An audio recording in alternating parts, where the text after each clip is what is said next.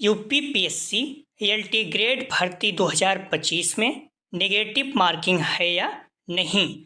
तो इसका उत्तर है हाँ।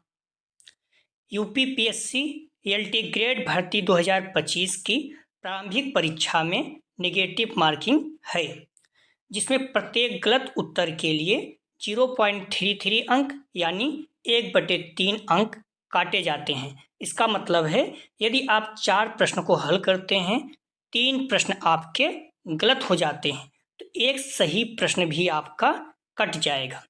क्लियर? इस पॉइंट को लेकर आप ऑफिशियल नोटिस भी देख सकते हैं। प्रारंभिक परीक्षा के वस्तुनिष्ठ प्रकरण प्रश्न पत्रों में गलत उत्तर पर दंड नेगेटिव मार्किंग की व्यवस्था निम्नवत लागू होगी। इसमें पहला पॉइंट है, प्रत्येक प्रश्न के लिए 4 वैकल्पिक उत्तर हैं। उम्मीदवार द्वारा प्रत्येक प्रश्न के लिए दिए गए एक गलत उत्तर के लिए प्रश्न हेतु नियमित किए गए अंकों का 1/3 यानी 0.33 दंड के रूप में काटा जाएगा। अर्थात एक प्रश्न यदि आपका गलत होता है तो 1/3 अंक आपका काटा जाएगा। क्लियर है?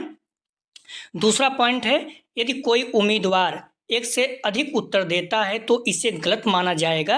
यद्यपि दिए गए उत्तरों में से एक उत्तर सही होता है, फिर भी इस प्रश्न के लिए उपयुक्तानुसार ही उसे दंड दिया जाएगा। अर्थात यदि किसी प्रश्न के 2 उत्तर आप देते हैं, चाहे एक उत्तर सही ही क्यों ना हो, आपका उत्तर गलत माना जाएगा और 1/3 अंक आपका काटा जाएगा। पॉइंट 3, यदि उम्मीदवार द्वारा कोई प्रश्न हल नहीं किया जाता है, अर्थात उम्मीदवार द्वारा उत्तर नहीं दिया जाता है, तो उस प्रश्न के लिए कोई दंड नहीं दिया जाएगा। तो आप लोग क्लियर हैं? यदि आप प्रश्न को हल करते हैं, गलत है तो 1/3 अंक आपका काट लिया जाएगा।